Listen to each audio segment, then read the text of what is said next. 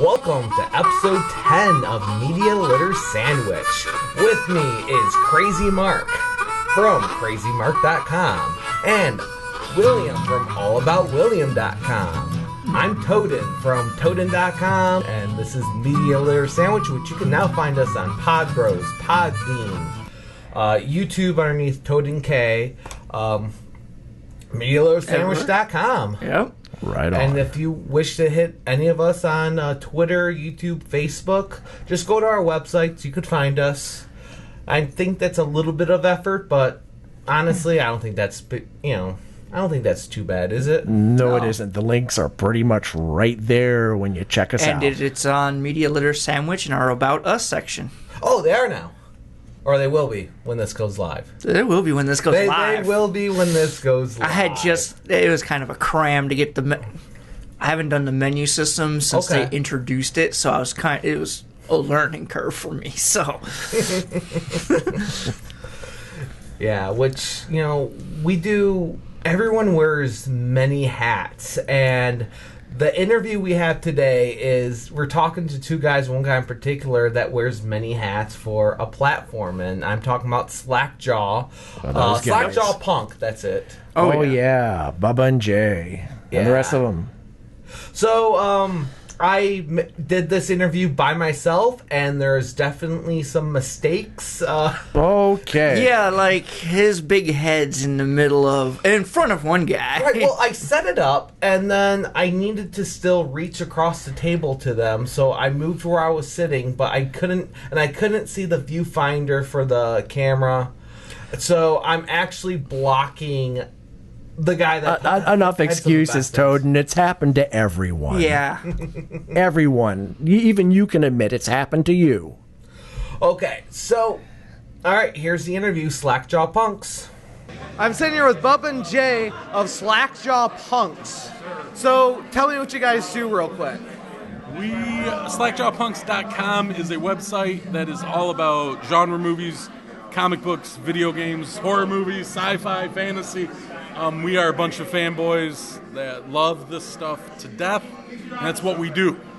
Right now we are home to 10 podcasts, including Slackjaw Punks podcast, a slew of staff writers. What else we got going on? Interviews, everything. Yeah, just everything that evolves around geek culture. Like I said, video games. Video games, we're not big. We're always looking to get video games, but we're more horror based. Just anything geek culture.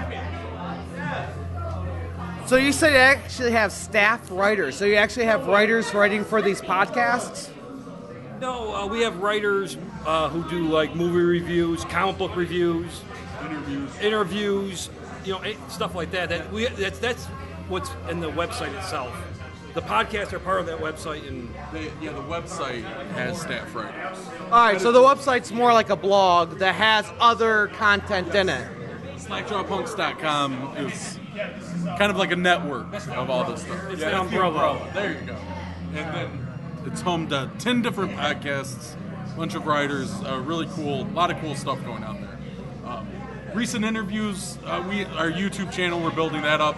Eric Andre from the Eric Andre Show, Hannibal Buress, Tim Heidecker from Tim and Eric on there, all that stuff.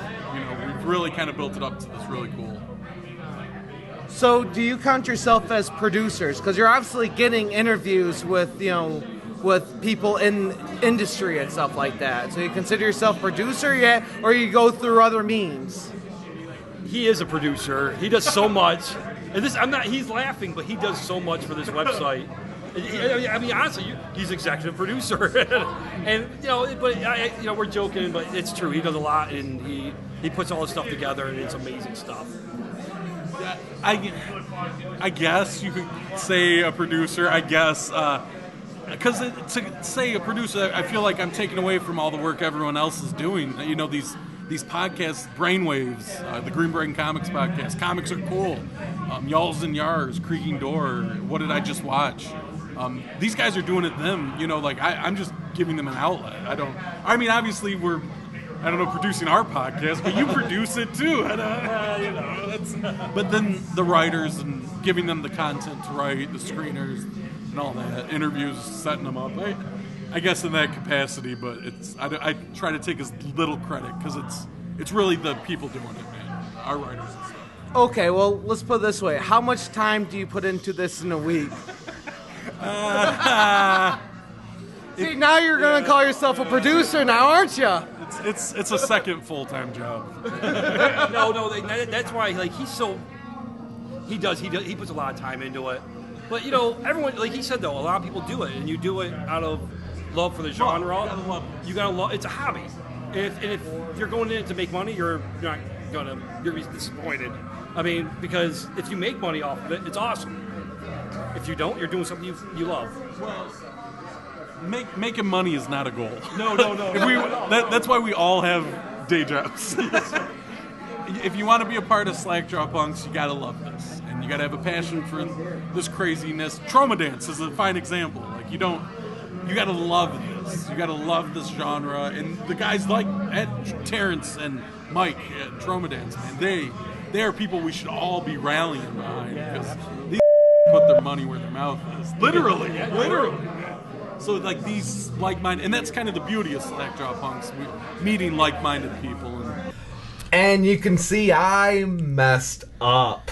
I mean, there's ways you can cover that. Like, I was thinking about maybe taking his head and imprinting on top of my head just as kind of a joke. Yeah, but I don't think that would have came out looking too good. Right. I mean, the people that are just listening to the audio podcast are like, what's wrong? I mean... Sounded good. Yeah, I think so. And...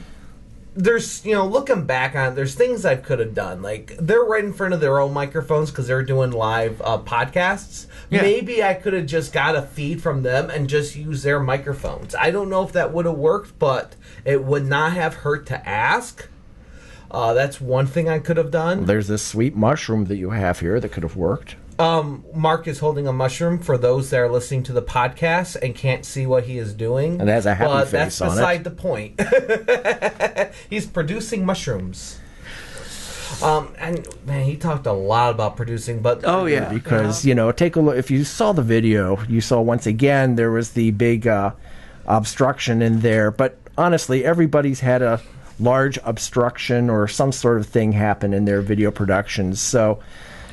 Go ahead, voice it back to us. Let us know. Has anything crazy happened to you guys out there in the listening and viewing audience? And that's how you learn. You learn by making mistakes, by things happening, and reviewing that. I at least have like 3 or 4 different things that it's like, okay, this is what I should have looked for. This is what I should have done. And it's like, yeah, no matter how often you do this, because I don't know how many times I've done this, you can still make mistakes. It happens. Hey, at least I hit record. There's that. People forget to hit record. Or take the lens cap off. Take the lens cap off, yep. Plugging the microphone into the camera or into the recording device. I have a video where it's all built-in audio because I forgot to turn the mic on. Hey, how about charging the batteries the night before? Done that too. You can ask Scott. I went to Motor City Comic Con and went, I gotta sit in the press room for a minute. I didn't charge the batteries. Remember that. Times where I forgot to bring enough business cards. I only brought like 20 business cards with me. When I think it was one of the Comic Con trips. Maybe. Yeah. Even worse than not charging the batteries the night before, getting to your destination and finding out you have no batteries. Yes. Done that too. Yeah. I have done that too. And I've gotten to a paid gig and went, I'll be right back. I got to run to the store, pick up $90 batteries because I'm getting paid to be there. Or back when you were recording on tape, you forgot all your tape stock, which has happened to me. Not me forgetting it, actually. Someone else forgetting it. And I remember telling one of the fellow producers and writers, hey, look, do you need me to bring tape stock? No, I got enough. Do you need me to bring tape stock? Brand new tape stock. Do not reuse tapes for this shoot. Yeah, everyone. How many times have you recycled? No. I no longer You're good. Guess what he did? Reuse tapes, and we lost a good hour's worth of shooting. So how much digital beauty happened on that tape? You can only imagine. Well, Oh man, I no longer. That's a whole other story. I no longer even Fractal. assume that they're going to bring it. I just assume they're going to forget everything. And I take SD cards, cameras. I've had a paid gig where I was like a second shooter, and I just left my camera somewhere because he was like, "Here, I have a camera for you," but I just assumed he wasn't going to bring me one. Have your resources all together. Have extras. Gosh almighty, I don't know how many times I've learned that fact, and so I carry a lot of junk in my trunk, so to speak. As an independent creator, you are used to relying on yourself. Yes. And course. just like in the interview, I was by myself, only to rely on myself, and sometimes that happens because I didn't have someone else, holding the camera or watching my back.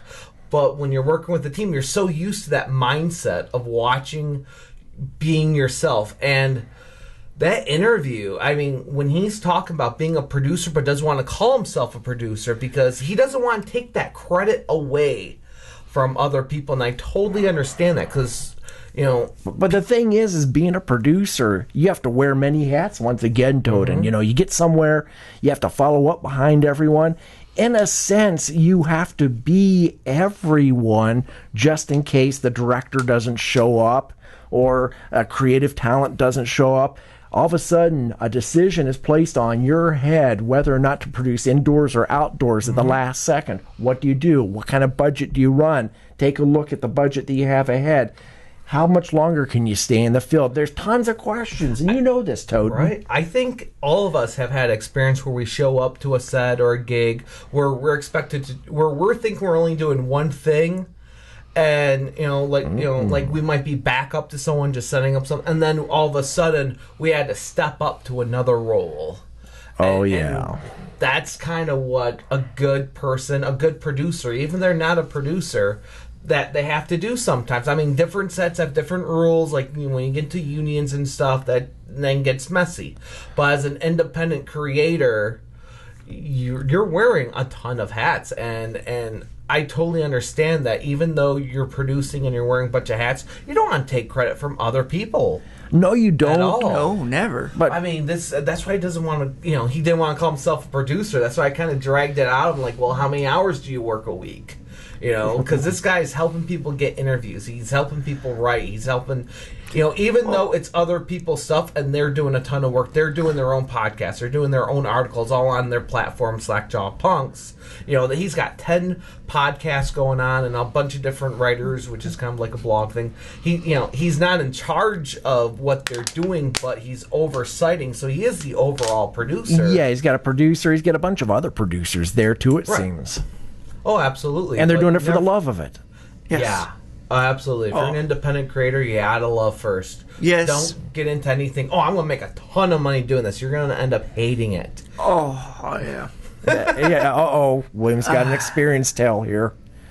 Go ahead. Let us know. Go ahead. I had Pour a your whole heart out. computer business on that. It was doing actually really good until it went really south. And then, yeah. Turns out I don't like it when it's really south. Oh, that far south. Okay. Yeah, well, yeah, losing like- money. Losing sleep. Pretty much. Yeah, Toaden's over here. He's like, well, yes, I've lost a lot of sleep and a lot of money there, too. Mm-hmm. All right.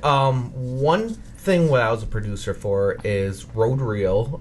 I did 2015 Road Reel, and it was a lot of fun. My writer-director partner, he actually did most of the writing. I mean, we came up with the story between the two of us, and he mostly wrote it, and he directed it, and I gotta give him a lot of credit. Now, part of my Road Reel, they sometimes give away things. Now, we didn't win anything with our video, but they gave us some stuff, which, if you're watching the video, you see I have a couple things on the table.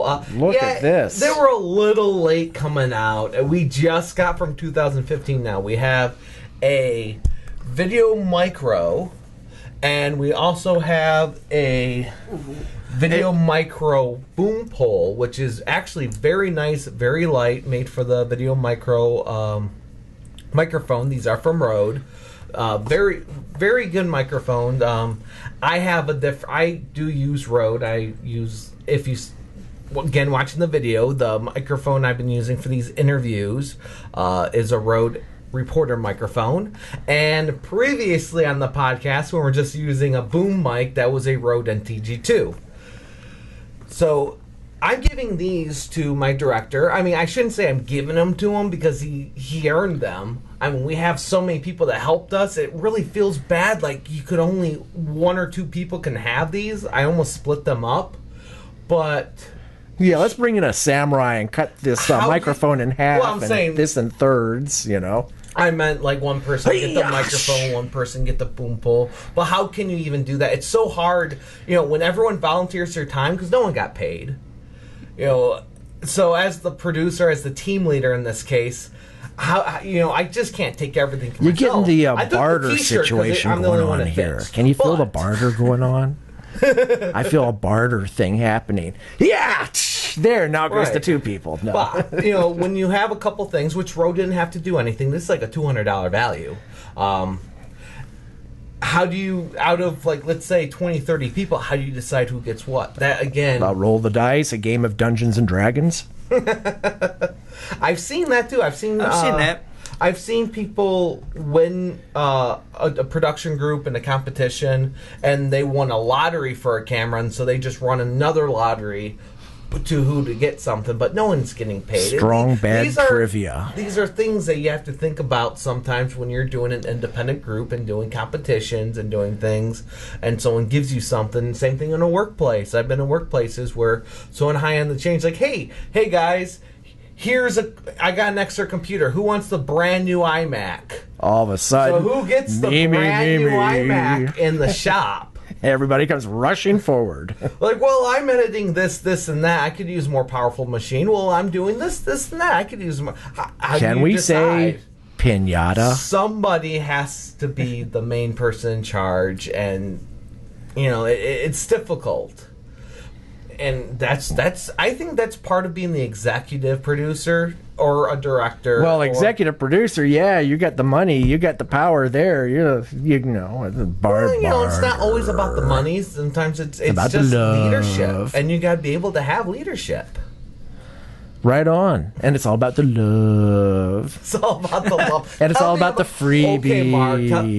Well, you can't depend on the freebies, though. Oh, no, you can't. No. So you got to depend on the love. Let's look at this table. Let's look at everything. Yeah, I have $200 worth of stuff for free I got from Rode. However, I had to spend for the camera, the tripod. In this case, is for the podcast. Everything you see on this table besides these 2 Rode items, had to come from somewhere. Right now, we don't have any sponsors, so it all had to come from somewhere. And your time is worth money. It all looks pretty expensive too. Yeah, your time is worth money. I mean, make no mistake, this isn't free. It's amazing that they help you out. It's amazing when you get something. So we got to give Rode kudos. That's awesome. I always give Rode their due. Oh yeah. I mean, and look at Slackjaw Punks because we talked about them. Bubba and Jay. We talked to John Brewski about Pod Bros, and it's another podcast network, Slackjaw Punks. They're very, very different. And you're going to find that when you look at any networks, podcasting network, blogging network, YouTube networks. Every network is very different. Yes, Bubba and Jay, they rock. They go on and on about these wonderful stories of whatever they've encountered in the horror realm, sci-fi, whatever they want to call it. But these are definitely entertaining guys. You got to check them out at slackjawpunks.com. Anytime, anywhere, within the first minute, you're hooked. You got to check them out. Okay, so today we talk about, again, a little bit touching on platforms, because when you're a creator, you got to look for ways to network, and platforms are a good way to network if you're part of a platform or even part of some kind of network, or, even if you're not part of them. Like, we're not part of Slackjaw Punks. We're actually part of Pod Bros, which the audio is a Pod Bros exclusive. Pod Bros. But that's not going to stop us from talking to Slackjaw Punks. And the other, we're going to another podcast meetup here in October, brought to you by Podcast Detroit. Awesome group there. Fantastic studio. yeah, those guys are absolutely amazing. Always lots of love to them, even though they're probably not listening to us, but that's fine. Oh, they'll check us out. They're checking us out. Yeah, just like Slackjaw punks and just like us, they got day jobs too. You know, talking about doing it for the love, and they do a lot. Yes. Which, if you're involved, you do a lot. So, okay, so again, we talked about Slackjaw punks as a platform. Again, they got writers, bloggers, all that good stuff. Being a producer, what does it right. really mean? And I'll tell you, from what I found out, though, and in the industry, a producer has no creative say-so until the director doesn't show up, and then they have to meet the budget. They have to get the entire crew, cast, materials, the entire kip and caboodle. I'm using that thing again, kip and caboodle, to get together and make it happen under budget, so that they all of a sudden they don't produce this great big money pit. And just because you're a producer doesn't mean you're not wearing many hats. As a creator, you're wearing many hats. But I've learned now in the bigger sets, I can't be a producer and a camera operator and like 3 other things. Like on Win the Cure, the one I did with the road reel, I was a producer, I was a camera operator, I was assistant director, I don't want to call myself a writer, but maybe assistant writer. I helped come up with the storyline and a couple minor things. Brian Dundas, my partner Ducky on that, wrote the majority of it and directed it. You know, he gets all that credit, as far as I'm concerned. But since I was also the producer, something happened on set, and I actually had to leave and have someone else be a camera operator, which, big shout out to Lenny Sherman, which also has a podcast, which I can't think of right now. He helped out and was able to step into that role. But now I know next time maybe I should just limit my roles as the shoots get bigger if I can, because I had to leave set because I was a producer. Because like you said, as a producer, your job is to get the thing going, but you're not really a creative person. So, and then not a creative role. Excuse me. Of course, you're a creative person, not a creative role always. Yeah, many times you won't find a producer in the field who'll be behind a desk answering phones and making sure everything is in place. He might not even be on set. Yeah. Like what about you, William? You've had this experience before, busy on the phone, or I've had it on never while I was doing something. Mm-hmm. But my job doesn't really involve me using a video camera very often. But as an entrepreneur, like running the computer stuff, or a photography business, there's a lot that I'm on the phone a lot. Yeah. Right? I mean, there's times where I'm thinking if I do a 40-hour contest, one of those where you have to be somewhere in person, if I'm a writer or a director or something, I probably shouldn't even go. Or if I'm a producer, I may want to be the only person that goes and just call people up and relay the information. There's no reason why the director needs to be in certain meetings, especially in super pre-production up. You're going to find that director out in the field quite a bit. The producer, though, you might find the producer out in the field also. Well, maybe so, too, because you got your whole office and your smartphone right there. Right. Because you figure if you've got a multi-million-dollar production going on there, it's going to be helter-skelter on the set between the director and the producer and the assistant producer, assistant directors, all your different peeps out there taking care of your extras. I mean, the list goes on and on. When there's a lot of money to burn and you have 24 hours to meet up with a window. Like, say, for example, there's a studio out west. I'm not going to mention its name right off the bat, but for $100,000, you can get this wonderful facility for 24 hours. And that 23-hour timeline, 23-plus hour timeline, you want to take care of all of your production. So you're pulling a 23.5 hours. Pre-production's the key. Yes. So you're going to take advantage of all that time, and that producer's going to be hustling, that director's going to be hustling. I could go on and on about this, but we could talk about that another time. Hopefully I'll cut that out. Hopefully. I'll just do the ending again.